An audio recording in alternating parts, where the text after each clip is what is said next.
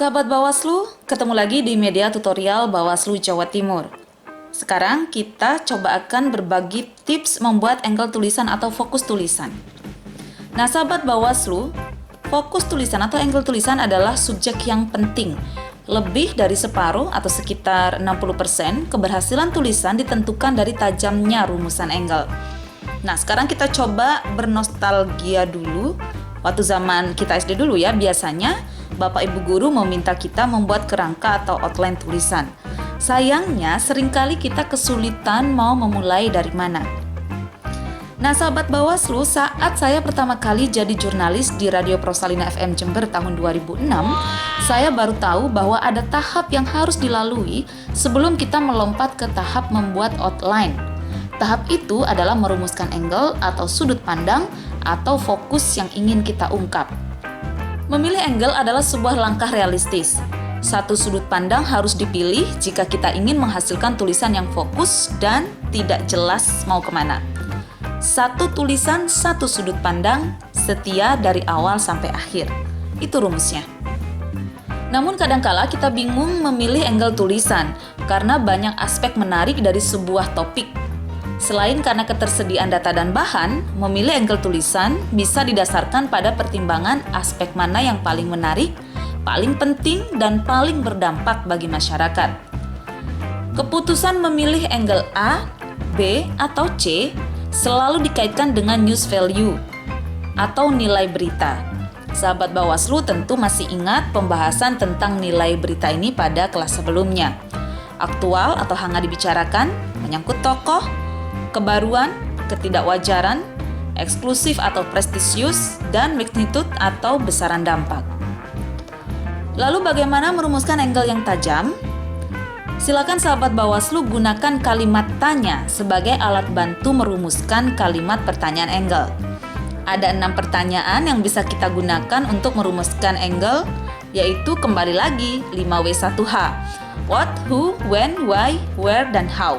Apa, siapa, kapan, mengapa, di mana, dan bagaimana.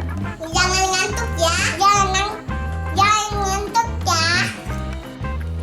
Kita bisa membuat matriks 5W1H dan membuat pertanyaan dengan membuat kombinasi setiap unsur pertanyaan. Misalnya, siapa dikombinasikan dengan kapan, di mana, mengapa, dan bagaimana. Nah, dengan bermain kombinasi ini, kita akan menghasilkan sekitar 120 pertanyaan. Ya, ada 120 pertanyaan yang bisa kita jadikan rumusan angle.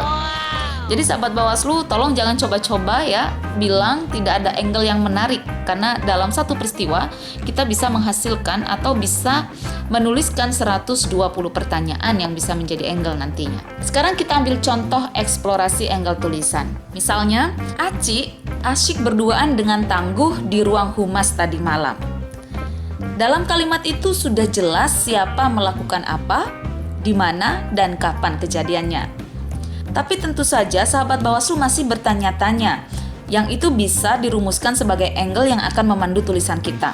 Misalnya, kenapa sih Aci berduaan dengan Tangguh dan bukan Royin?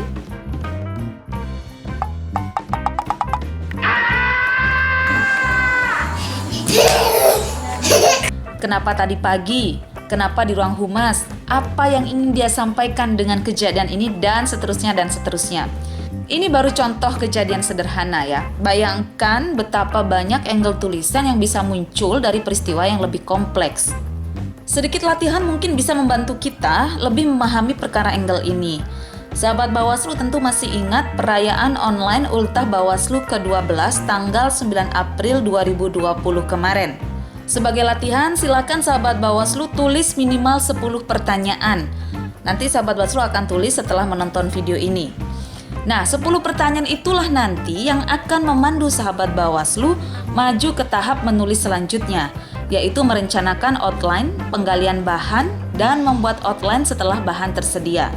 Tanpa rumusan angle tulisan, kita akan susah membuat outline yang tajam dengan susunan paragraf yang solid.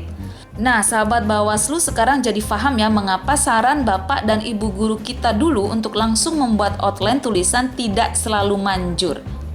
Membuat angle tulisan memang angel, tapi layak dilakukan demi menghasilkan tulisan yang enak dibaca dan perlu. Saya juga tidak akan bosan-bosan mengingatkan untuk menghasilkan tulisan yang baik, maka sahabat Baslu harus menulis, dan menulis. Terus menulis setiap hari dan jangan bosan. Selamat menulis dan sukses selalu. Selamat mengerjakan tugas.